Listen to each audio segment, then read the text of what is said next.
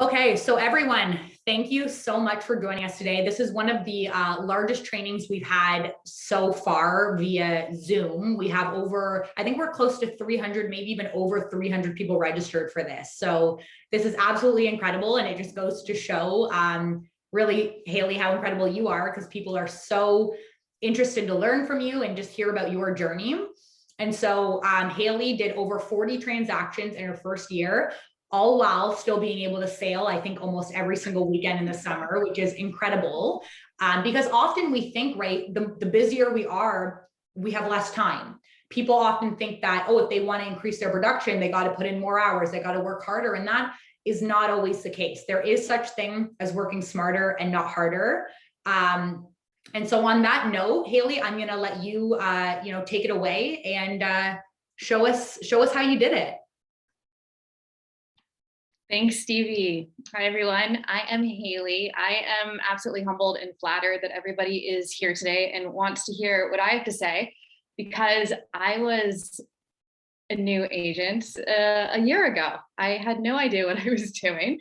I started officially in December 2020, so a month before 2021 started, and I didn't do my first deal for 3 months.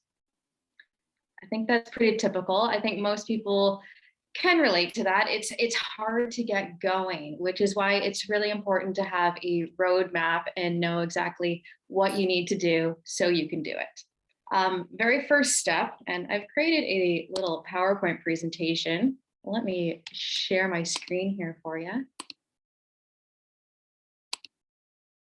There we are. Are we in presentation mode? Awesome. Thank you. All right. So went back and did the math last night. It ended up being 42 deals total in 2021.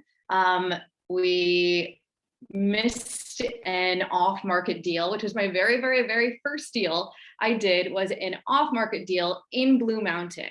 And I worked my butt off for this one, mostly because I had nothing else going on. I wasn't working with any other clients. And it came as a referral. It was from an agent I was doing my simulated session with at Humber College. And he called me up and he said, "Hey, you work the Blue Mountain, Georgian Bay area, right?" And I said, "Sure do." So he sent me a client. This client wanted a condo in a very specific building. There wasn't anything for sale in the building. So put on my thinking cap, as a new agent with nothing but time on my hands, what could I do for my client that another agent wouldn't do? I ended up calling the board of the condominium association and said, "Hey, do you know anybody who wants to sell? Is there anybody in arrears?" He probably shouldn't have told me, but somebody was in arrears. Somebody was overseas and wasn't paying their condo fees. I ended up getting this guy's email address, and the rest was history. Convinced him to sell, met with him via WhatsApp. My client was happy. I ended up doing both sides of the deal, and it worked out. Probably something I would not attempt today because it did take a lot of time. And like Stevie says, we are trying to work smarter and not harder. So that was the number 42. And that's why we have the new number. The very first step in the roadmap to achieving success in your first year is to surround yourself with success. The very biggest decision you're going to make is what brokerage to join when you're starting your career as a real estate agent. I don't want to do the whole heavy pitch on Keller Williams, not why we're here today. And we have agents from all different brokerages with us here today, which I'm really happy about.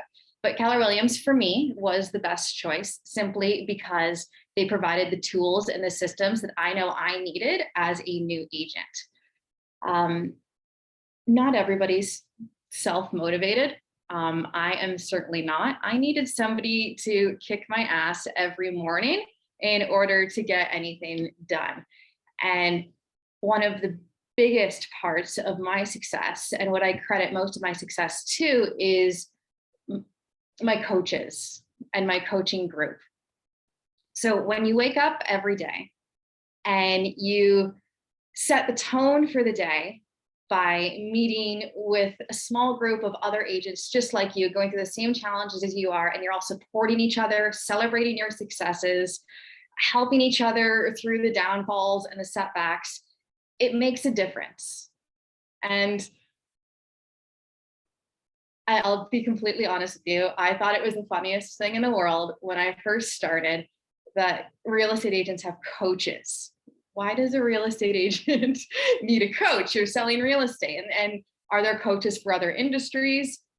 Sure, but I don't think we hear about it as much as we do in the real estate industry. And there's a very good reason for it. And it's because we not only have to buy and sell a product, but we have to find the products that we buy and sell too, right? Our business isn't the real estate business. Our business is lead generation. And that'll knock you down. People will say no. People will slam the door in your face. It's really easy to get discouraged, which is why a coaching group that keeps you accountable is probably the most important thing and what helped me the most starting out. So it's the accountability and it's the goal setting. And I want to share this with you. Can we still see my screen? Yeah? Okay, cool. I have a bunch of screenshots that I just took from my phone that I'm going to be peppering in through this presentation. So this is a chat with my my growth coach. And this was back in April. So I had done my first deal the month before in March. And my goal at the beginning of the month, we set our goals and we wrote them down. There's some psychology behind that. If you write down your intentions, you're more likely to achieve it, right? So in this text exchange, they say, hey, my goal is to get at least one new listing. Hailey, And hold on, your screen hasn't changed. We don't see the text. It's still on your PowerPoint presentation right now. oh, okay. It might How just is that? hold on. It might just be lagging. Just give it. There you go. It's good. We're good? All right, awesome. So in this chat, and I went back through it because I really wanted to reflect on my year and how I actually did it, because I didn't know, it just kind of happened. But there is a madness to the method, right? So goal setting. Surround yourself with success, and part of that success is goal setting. Every month we would set a new goal. And you'll see here, I had kind of a negative mindset in the beginning. I said, my goal is to get one new listing on the MLS. And the coach said, let's do two. Why not double that goal? And here are my excuses. You know, I had 2 listing appointments canceled and pushed back because of the new lockdown order. It threw me off. I was enjoying going around, getting in front of people and door knocking. But I know that's not what my coach wants to hear. So changed my mindset. In order to double my goal, I had to put in the work. I had to double down on cold calling and database interaction to get 2 new listings. And my coach kept me accountable. By the end of the month, and I just wrote these numbers down, I had 3 new listings in April, and I had 5 sold properties. So I started off with 1 as my goal. Coach pushed me, and we exceeded that. Let me bring up another. Can we see the next one? Hasn't shifted yet. Give it a, maybe click it again, or there just might be a little bit of a lag. How's this? There you go. Yep, good. Excellent. All right. So this is 1 month later. Remember, my first deal was in March. In April, I pushed myself to double my goal. In May, I doubled my yearly goal. So beginning of the year, we should all sit down and decide what we want to achieve. Millionaire Real Estate Agent has a really great method to work it backwards, starting by the amount of money you want to earn. So your total GCI, right? So for me, in my market, and I have a very small market, just we're going to rewind it back for a minute. I'm a very, very, very small market. So I live in Owen Sound, up on Georgian Bay. I'm about 2.5 hours north of Toronto. halfway between Sauble Beach and Blue Mountain. And our population is 21,000. We don't have a lot of people here. And our average price last month was 517,000. So it's a far cry from your Toronto numbers. Is it harder or is it easier? Who's to say? There's less homes total, but there's better price, more affordable priced homes. I don't know. Anyway, so in May is when I reached my goal of 100,000. And that goal I set at the beginning of the year in January. In order to achieve that goal, it was on average 12 deals. In the very beginning of my career, I was working with a couple of first-time home buyers. I think the cheapest house I sold was 300,000. So had to do 13 instead of the 12. That was my average I set out with. But we passed it. I ended up having to move the goalpost 3 times throughout my first year. And I think that's really, really, really important for everybody to do. If you don't push yourself, you won't achieve what you thought was impossible, right? I had no idea I thought I was going to make like 75,000 maybe. If you look at the statistics, there are 99,000 realtors in Ontario as of 2022. And I think the breakdown amounts to there's about 3 deals per realtor based on the amount of realtors there are in Ontario.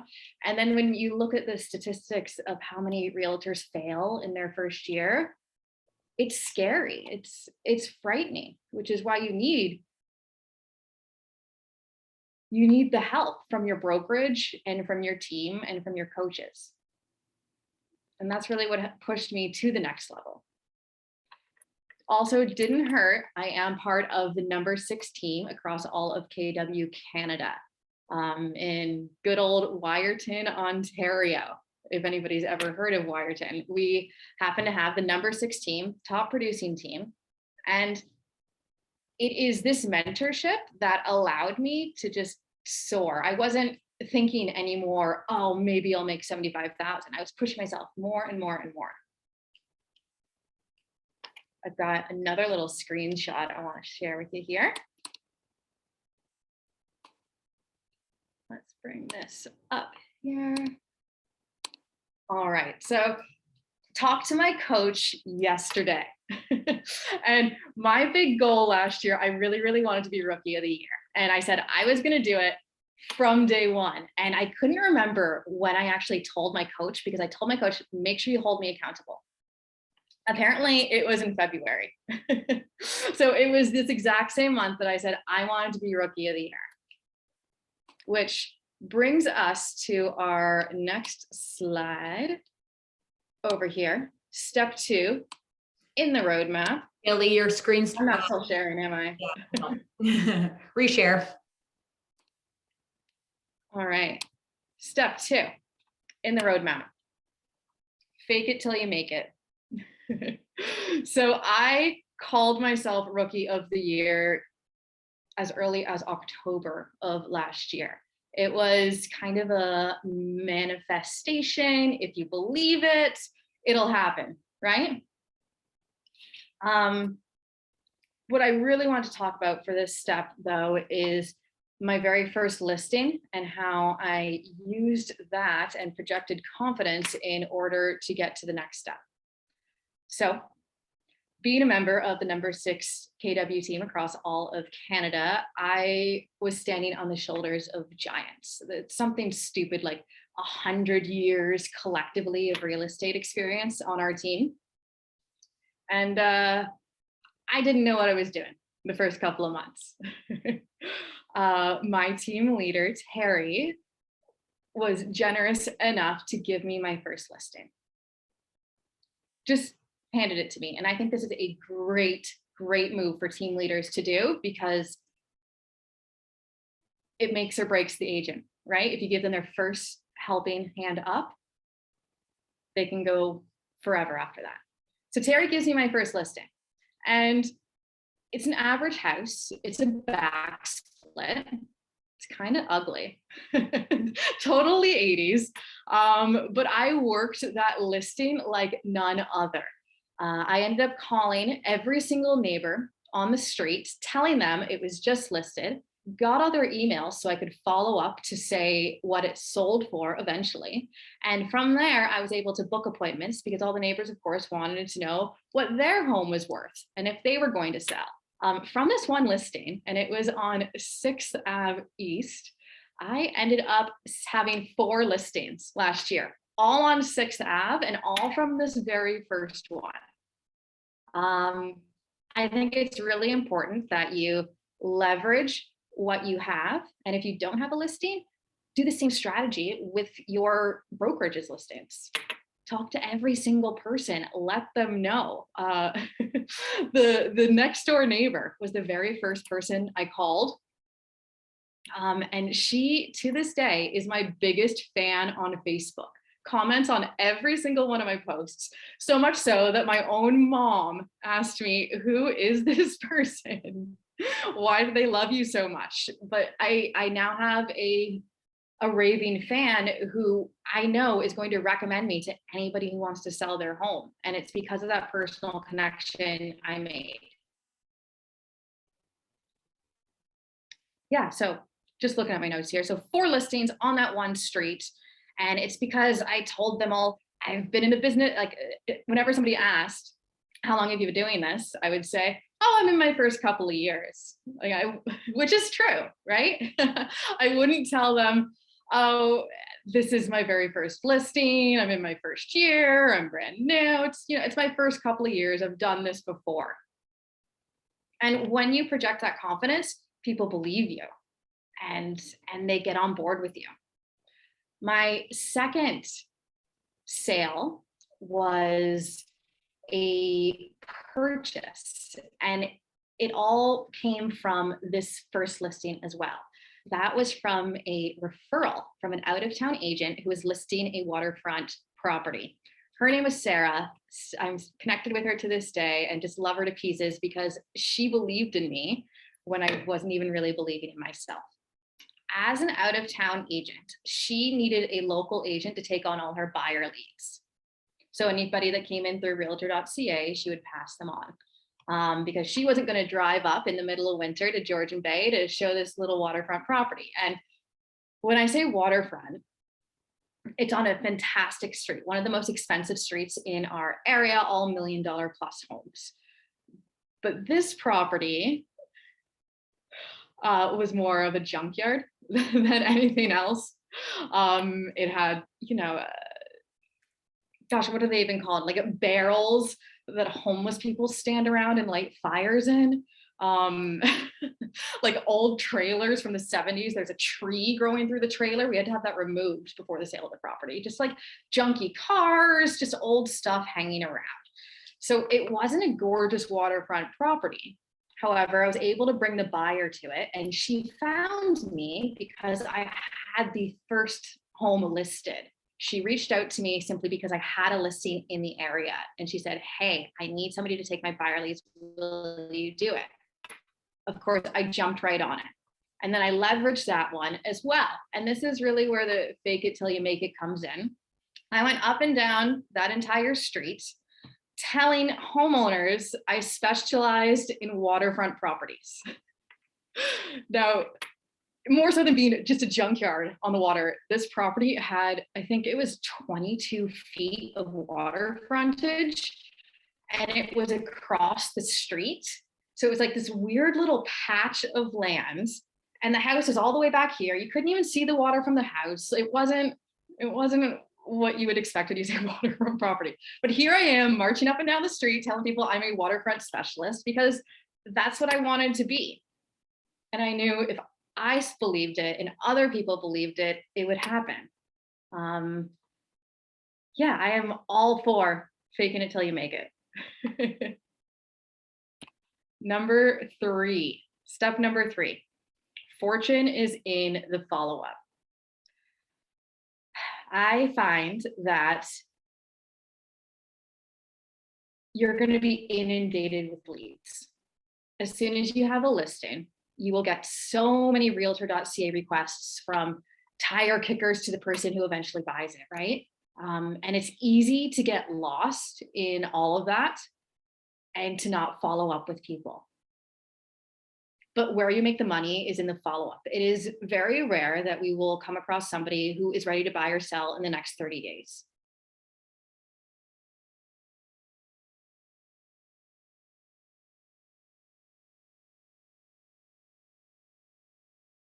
Last year is now listing their $1.5 million waterfront property with me next month. And it's because I followed up. I chased this person.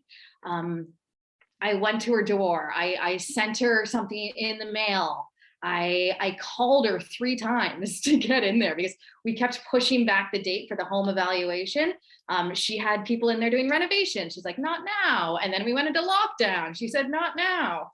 And finally, I got her on the hook. And that was a year's worth of effort.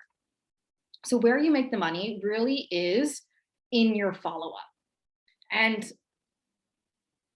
when I first started, I joined different coaching groups before I decided on the one that was best for me.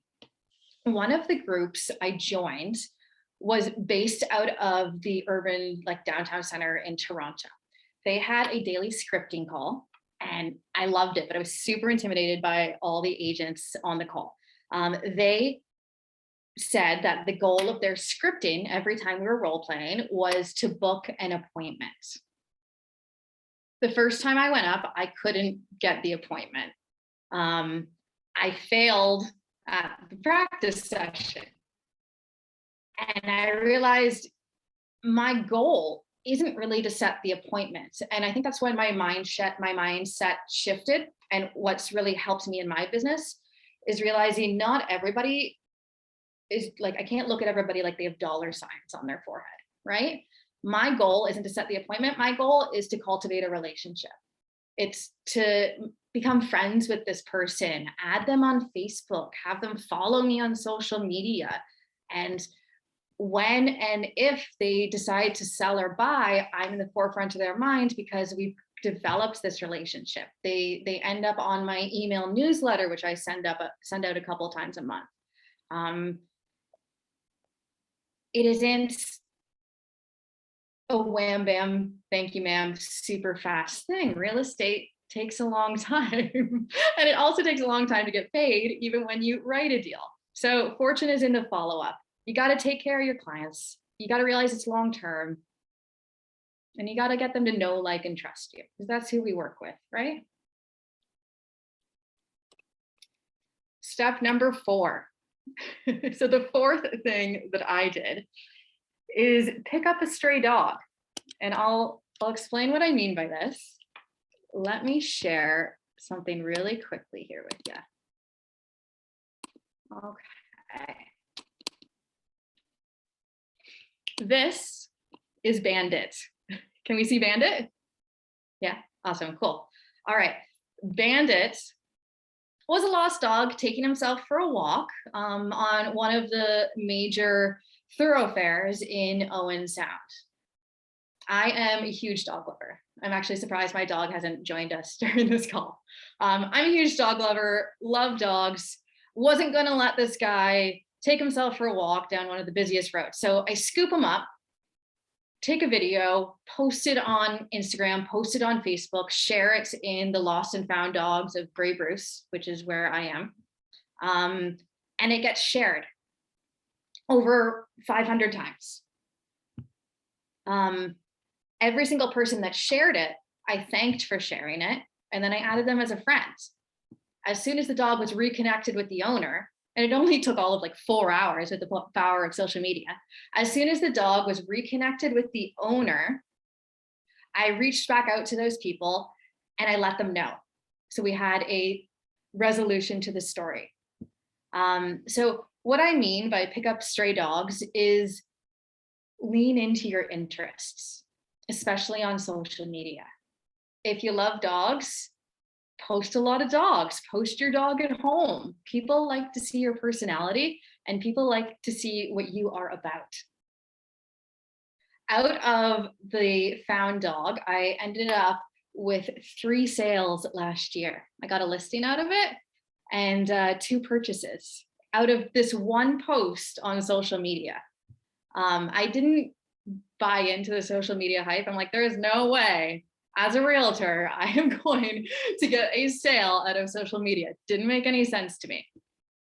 Turns out it works. So that again goes back into fortune is in the follow-up, because I followed up with all these people, because I got them on my mailing list. They saw my posts on Facebook. They reached out to me when they were ready to list their home. And then I had 2 other people who purchased with me. So that's 3 deals right there from one social media post. And then 4 deals earlier from my very first listing that I leveraged. So we've gotten 7 out of the way already. Oh, one other thing I want to point out about social media is consistency and why that is important. So I'm going to bring up a new thing here.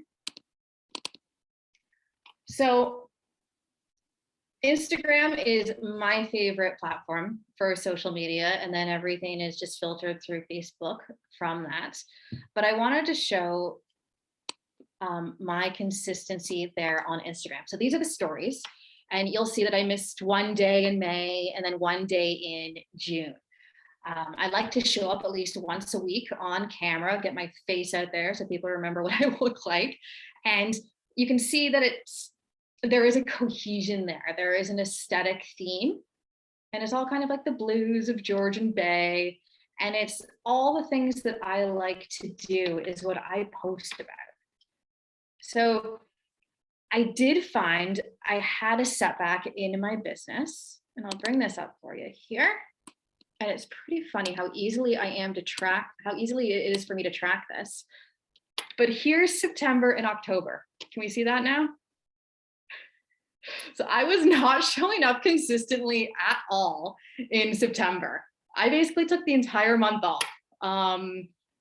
And because of that, because I was not consistent and because I wasn't doing my follow-up, I really saw a lag in my business in the fall.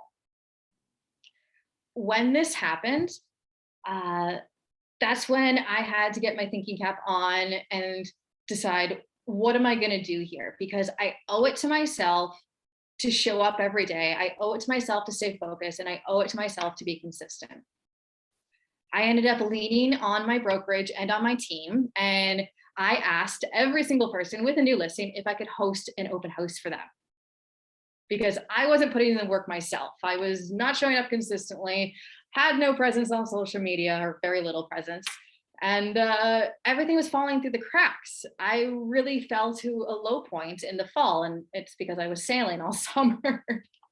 But with the open houses, I was able to get back into the mindset that I needed. I was able to meet neighbors and meet buyers and leverage that for more listings. So that's what I recommend, because you will encounter setbacks. And I didn't realize how important it was going to be to stay on top of lead generation. And I cannot stress this enough. As soon as you stop lead generating or stop showing up, that's when you see it in your business. And the metric I used was my Instagram story archive. I'll bring up step 5 here, where we share screen. Step 5, throw a party. I had, from social media, a pair of sailors reach out to me.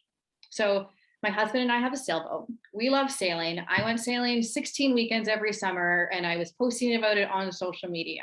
So I wasn't working in my business, but I was still attracting clients. And ultimately, I want to work with people who like me and people who like doing the same things as me. I want to work with dog lovers, and I want to work with people who like spending every weekend on the water. So these 2 sailors reached out to me, and they said, we're selling our home in Owen Sound. We love what you do on social media. We have a sailboat out east. We're selling our home and we're going to sail the world. Like, they were just completely liquidating. I could not be more excited. This was the very first time. No, it wasn't the very first time, because the dog was earlier, but this was the first time where somebody who I hadn't reached out to first reached out to me, and it felt like I made it. It was pretty cool. So I get their address and I go to their house to do a home evaluation for them. I couldn't find their house. Their house is it's on a laneway in between 2nd and 3rd, and it has no street presence. You wouldn't know it's there. It's like this back alleyway behind the laundromat, and across the street from the grocery store. And yeah, I couldn't find it. Even though the address is on 3rd, it's not on 3rd. You can't see the house at all. So when I finally get there, it's a brick home and it has a flat roof. It's very commercial looking. But the thing that struck me the most is there was a 20-foot high cement cinder block wall running along the entire length of the property.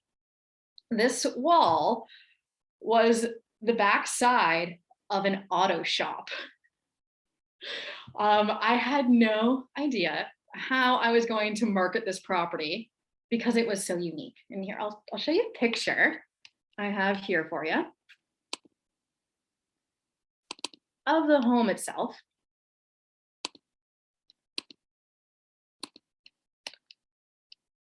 The best thing about the home was that it had a huge garden.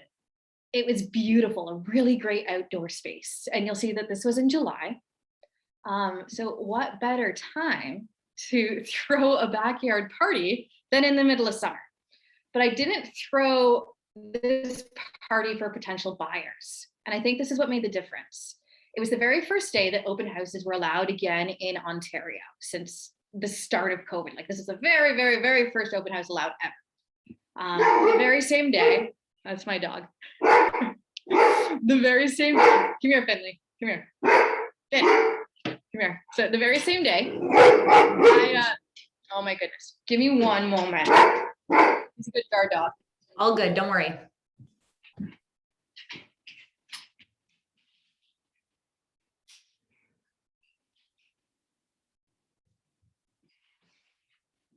Okay, so back to this weird house in an alleyway that had a garden and a big, huge brick wall.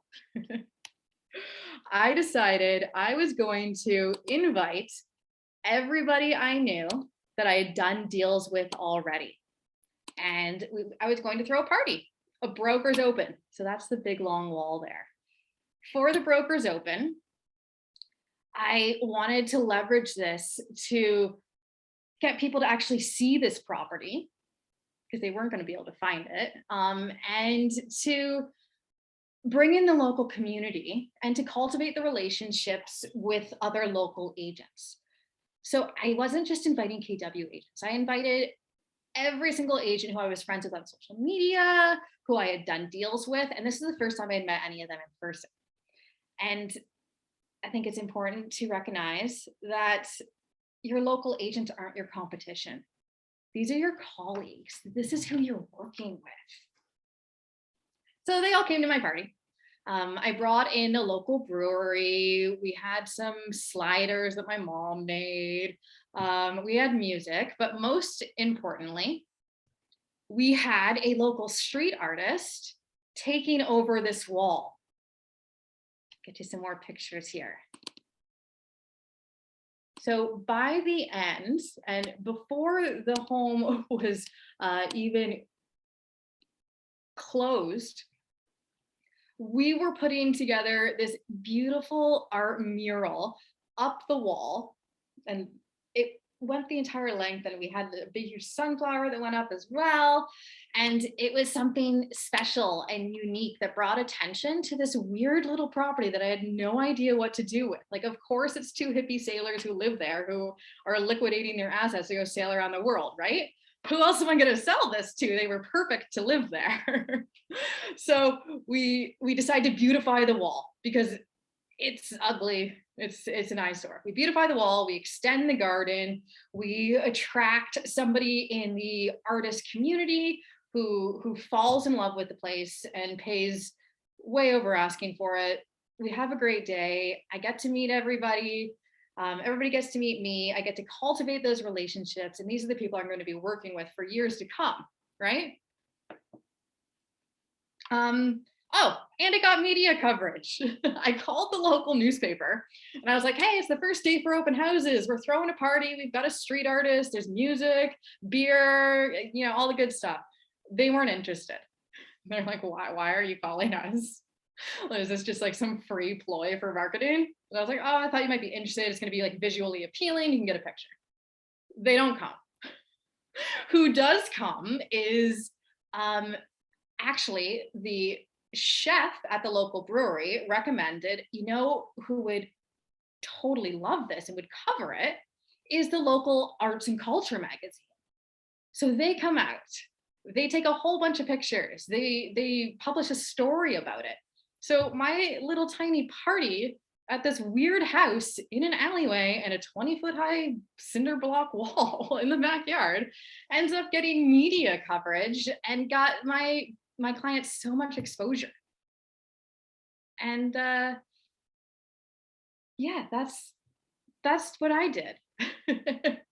I think it's important in this industry to stand out, to be creative, to take chances, to do something that other people necessarily wouldn't do, because that's what is going to benefit your clients. From this party, I ended up getting 4 sales, because I sold one of the neighbors' houses, not on an alleyway, on an actual road. I sold one of the neighbors' houses last month. And it was because the clients that I threw this party for were so impressed, they told all of their neighbors. And that's how you create raving fans, is by giving this level of service that nobody expects. And I also wanted to touch on, and I have here, a breakdown of everything I did. So those are my 5 steps. Do we have any questions about the 5 steps? Hailey, is that it, or you have more after the 5 steps? So I got a lot of questions.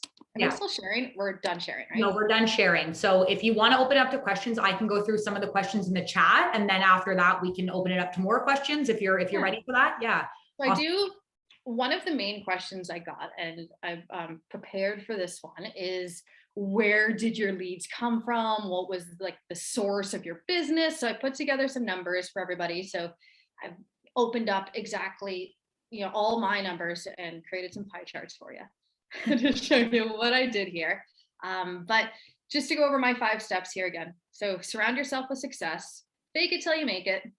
Fortune is in the follow-up. Pick up stray dogs and throw a party. Incredible. So I'm going to share with you here the breakdown of my 41 deals, and then we can jump into Q&A. So get your questions ready. So we'll probably get the most value out of that part anyway. All right. So I did 42 deals last year. My breakdown was 38% on the selling side, so 16, and then the rest were on the buyer side, so that was 26 deals. This was the source. Let's see.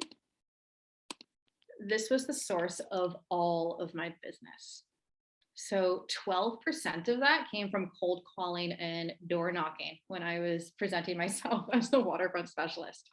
10% came from social media. And I've already seen a huge jump in that in the start of this year. As I've developed my following and as I've added more people, my social media really has taken off.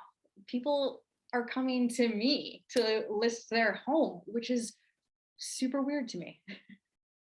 But I mean, I don't hate it. Agent referrals, 14%. I think this is high, and I think this is because of my area. So I am between Sauble Beach and Blue Mountain. It is cottage country. I am receiving lots of referrals from not only KW agents, but other agents in the industry who have clients looking to purchase in Owen Sound or the surrounding area. A lot of cottage referrals, and they're mostly just buyers, right? A lot of people wanting cottages, secondary residence, that type of thing. So I think depending on your location, this number will likely be lower, or it could be higher. One other fact to point out, Owen Sound last year, according to the U-Haul Growth Index, was a #9 growth city in all of Canada. So U-Haul every year tracks their one-way rentals, where the most amount of rentals end up, where it's not a round trip, right? So they are able to determine from those one-way rentals what cities are experiencing the most growth. Owen Sound was #9. Because of our relatively affordable prices, we're seeing lots of people come this way. All right, 19% realtor.ca leads. I worked every single lead that came in. My goal, of course, wasn't to set an appointment, but was to cultivate a relationship. So every single person that sent an email request in for showing, even if they say that their preferred method of communication is email, I want to make a personal connection. I want to get them on the phone. I want to see them in person. I want to show them this house, even if I know it's not the one for them, because I want to earn their trust. I want them to like me, and I want to sell them another house. Sphere of influence, 19%. So I'm not from the area. I moved here in 2017 with my husband. I'm from Florida originally. I grew up in Florida. I had no family in Owen Sound, had never even heard of it, never even been to it.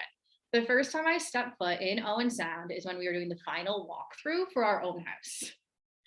I sent my husband up to the open house. He decided he liked it, said, we're going to be buying this house. And I said, okay. I knew 3 things about the area. I knew the Bruce Trail went right through it. I knew it was on Georgian Bay. And I knew that home prices were about 1/8 of what they were in the city. So we did it. So starting out, I didn't feel like I had a sphere of influence at all. I didn't have those people I could call and say, hey, I'm a realtor now. Let's do some business. Who do you know? Who can I help? I didn't have those people. Or at least I didn't think I did.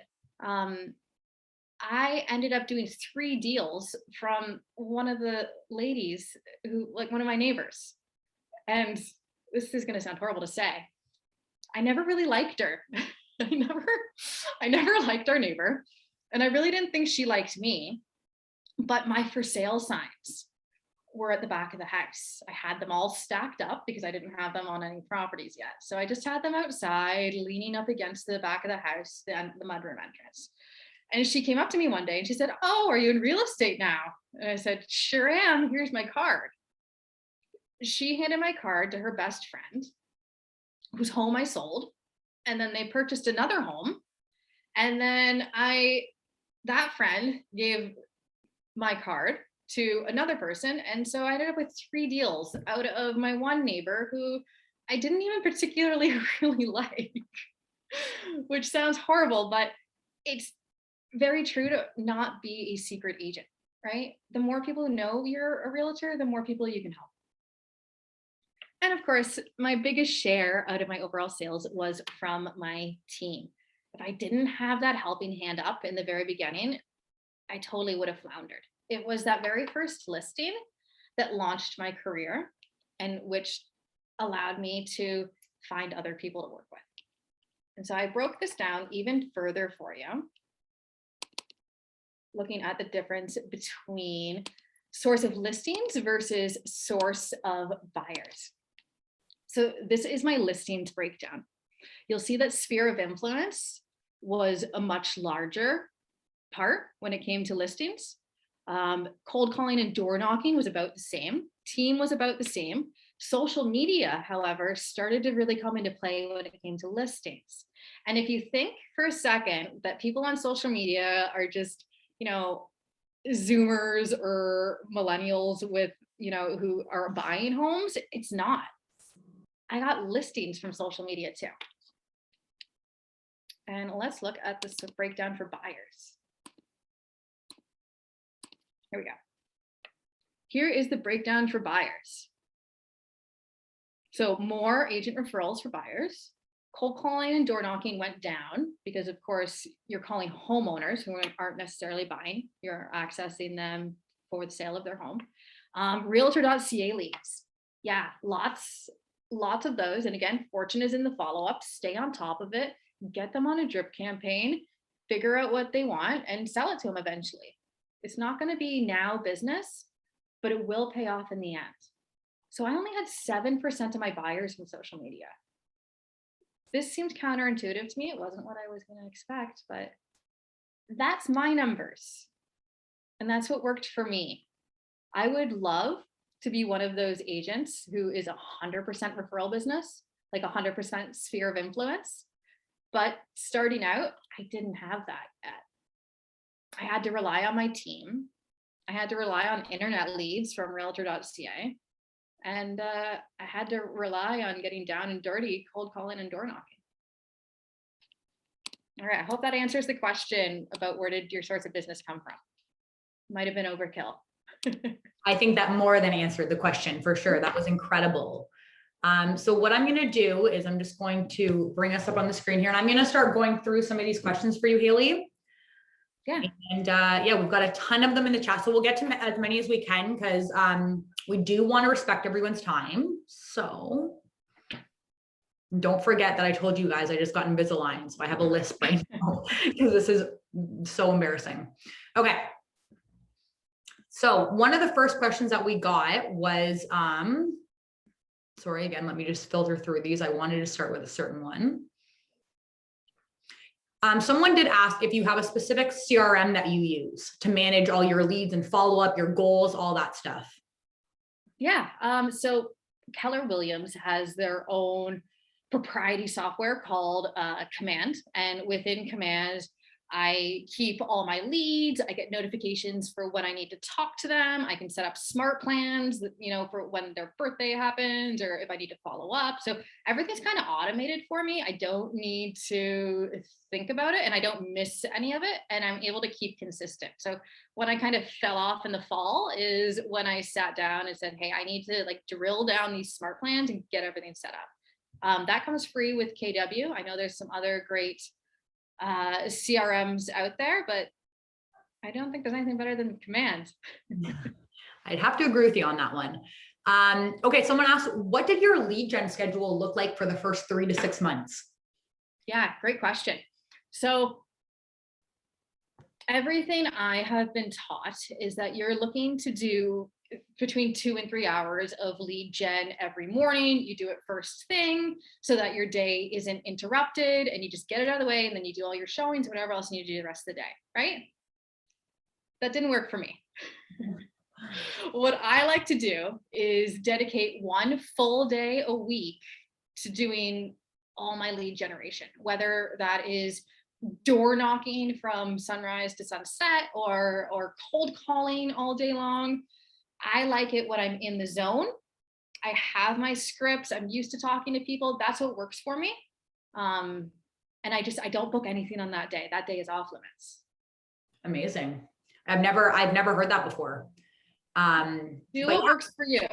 Absolutely. Absolutely. There's no one size fits all. You got to find what works for you. Absolutely. Hailey, someone asked if there was any advice that you would give your beginner self starting in real estate. Yeah, don't. Even if you go sailing every weekend, keep on top of your stuff.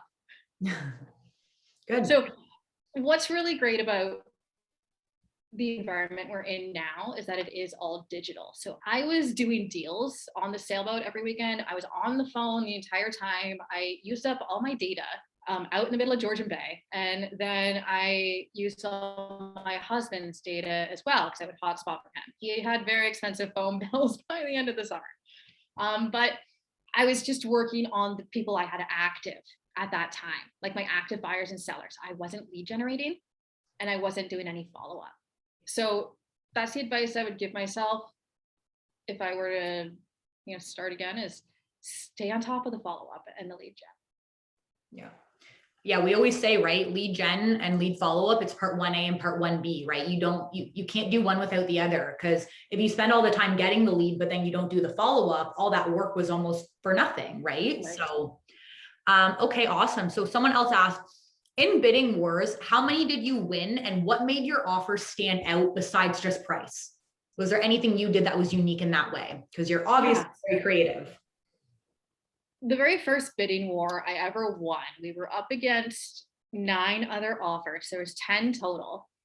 And I pushed to present in person. It ended up being over Zoom, but I really wanted, it was a first time home buyer's home. And I really wanted to share about my buyers.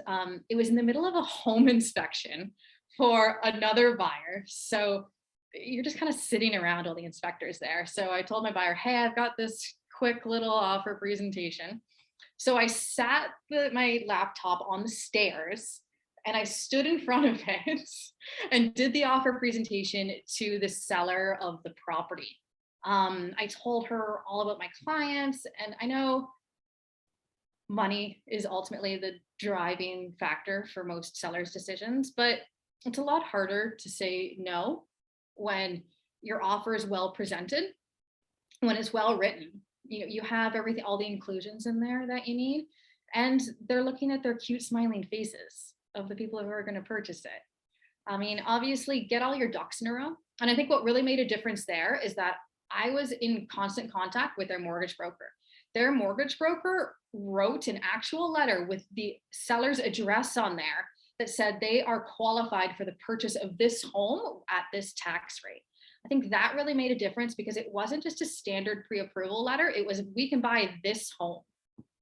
So I ultimately learned it wasn't the highest offer, but it was the best presented offer. And it was, yeah, the best presented and the most, like, it was firm, right? There was higher offer, but conditional. We had done our due diligence. So get all your ducks in a row and put your best foot forward.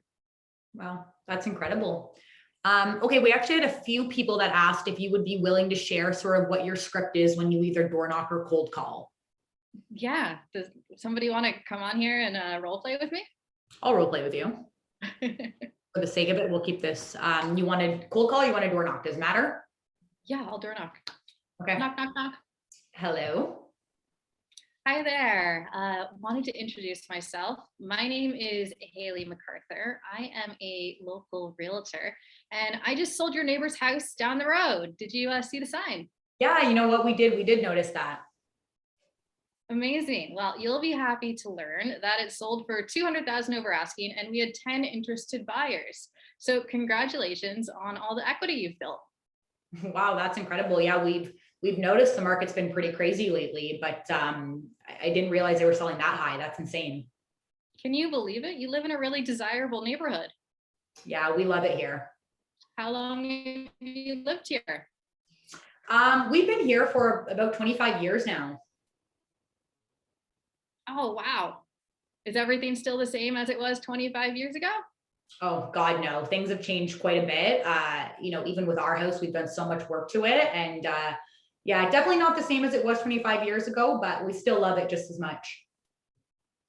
Fantastic. Well, hey, just wanted to drop off my card, give you a little information about the neighborhood. Would you like to be kept up to date on the sale of other homes? Yeah, sure, why not? Great. And then get their email address, connect with them, get their phone number. Super easy, casual, conversational. Awesome. Not going in for the kill. People don't like it. People can smell that. They don't like it. I don't like it. Mhm.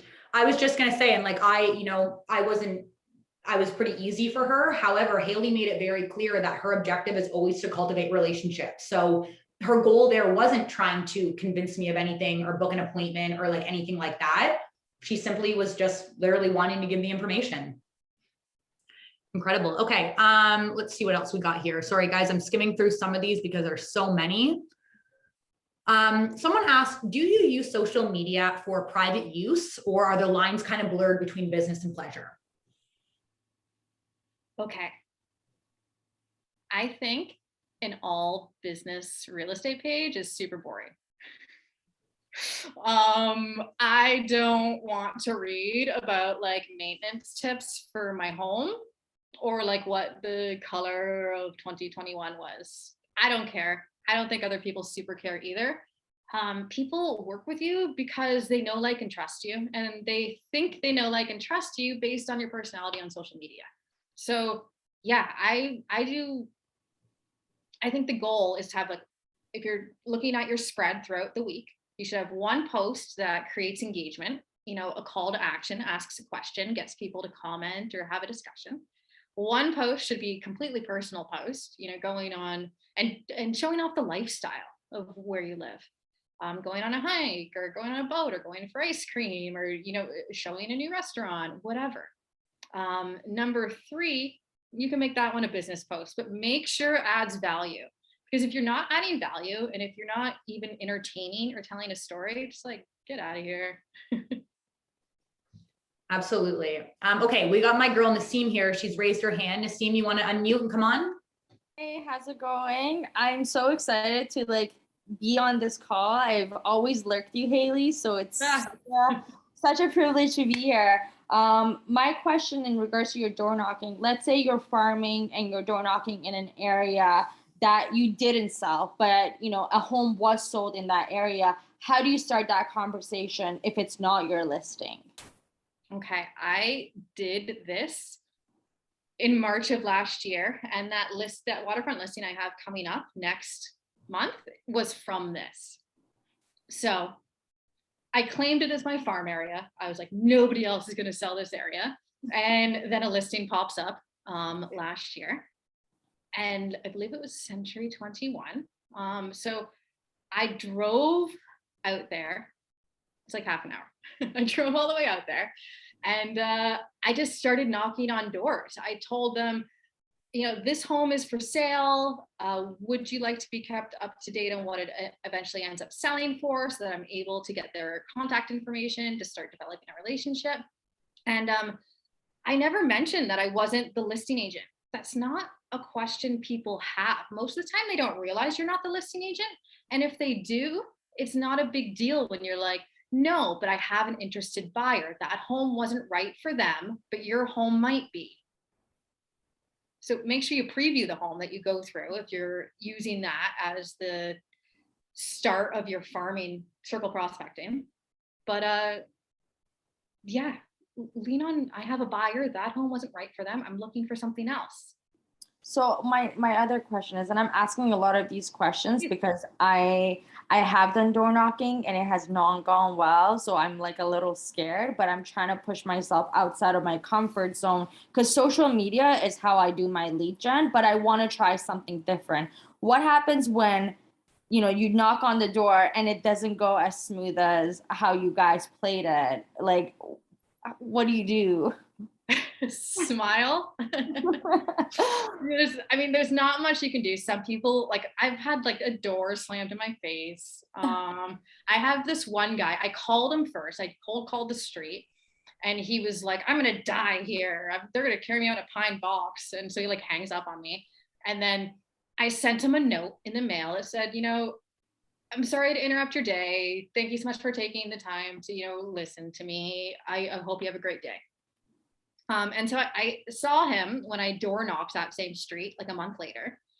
And he's like this crotchety old man. He shows up on his bicycle and he's like, are you the person that called me and then left that note? I was like, yeah, so that was me. I was like, you still want to die here, huh? And he's like, yeah, rah, rah, rah. And I was like, well, okay, well, make sure you put me in your will because I love your house. And he laughed. Okay. He laughed, so broke that down. But it's just, you got to roll with the punches, right? Like, it's not everybody is going to like you. Realtors do have a bad reputation, so it's on us to overcome that. And that's by delivering a higher level of service, being better than the last person that they had an interaction with. My one last question, do you recommend doing door knocking with another agent? I've never done it. I think it could be fun. Yeah. So the first time I went door knocking, my hands were so sweaty that like the papers I was holding started to get damp and like crinkle, and it was just a mess. So having somebody else there to calm your nerves, I think would help a lot. Yeah. Okay, thank you so much, Hailey. And it was absolutely a pleasure getting to chat with you. Aw. Thanks, Naseem. Okay, guys. So like I said, I want to respect everyone's time. So I'm going to ask one more question from the chat, and then Tharshana will go to you because you have your hand up. But Hailey, okay, someone asked, you are part of a team, but it seems as though you've been able to brand yourself on your socials as opposed to team branding. Was the team / KW open to allowing the individuality? Do they encourage it? So ultimately, as a realtor, you are your own business, right? Like you are either a sole prop or you're a corporation. I incorporated right away because I set these goals that I wanted to be a business. So you are ultimately in charge of your own image on social media. So as part of a team, and each team is different, as part of my team contract, any marketing must have like the team logo. So any just sold postcards that I send out will have Terry Hastings Real Estate Group, and we have a great little seagull on there. Things like that. Yeah. But so for the most part though, like, I guess, just to dive into that question a little bit deeper, there are some brokerages, some teams that you have to stay within brand colors. You have to do all this. Obviously that's not the case here. You clearly have had pretty free reign to brand yourself and all that kind of stuff. Obviously, yeah, you do have to have logos and stuff, and that comes with RICO compliance as well, guys. It's not always just, what the team or the brokerage wants. But I guess it would be fair to say that we have been quite encouraging, and so has your team, of, you do you when it comes to branding. Absolutely. So what I really love about the culture of KW is that everybody wants to see everybody else grow and succeed. So my team leader wants me to eventually create my own team. Like it's brilliant, and it's something I'm not used to. And I think it makes all the difference. Instead of, stay here and be my team member forever. No, I want to see you grow. I want to see you, pass on the torch and grow your own team. Yeah, which you definitely will one day, I have no doubt. Okay, Tharshana, if you want to come on and unmute. Hi, everyone. Hi, Hailey. Thank you so much for the presentation. It was amazing. I learned so much from you. I just had a question regarding when you're doing cold calling, where are you getting their contact information, like their phone number? Okay. I just use the yellow pages, like super old school. There are like different dialers you can use, and you can pay for phone numbers, and those will also cross-reference with like the do not call list. And important to make sure people are not on the do not call list. But I'm literally just searching by area code or street in the phone. Like I have a paper phone book. It probably takes too long. There's easier ways. I love that. That's amazing. So just so you guys know, the most common ones that are used are Telelisting and Mojo. Just so you guys know, if anyone is interested in that question as well, at least where we are, that's what they are. And yeah, we're going to wrap it up at that. I know there's so many questions, guys, and I'm sorry we didn't get to all of them, but like I said, we want to respect everybody's time, and this session was supposed to end at 2 o'clock. So Hailey, your social media was posted in the chat, so I'm sure you are going to get a ton of follows and all that kind of stuff. I'm sure Hailey would be. If you guys have any questions, that we didn't get to address, feel free to shoot me just a message on Instagram. My Instagram handle is @homes.with.hailey. Yeah. And that's exactly what I was going to say. I'm sure Hailey is willing to answer as many as she can and stuff outside of this meeting. But yeah, thank you so much, Hailey. Honestly, you did an incredible job. I absolutely love that you used your like real life stories to navigate through the content. Absolutely incredible. I'm sure everybody learned so much from you here today, and we just can't thank you enough. Thanks, everyone. Bye, everyone. Thanks, everyone, for attending.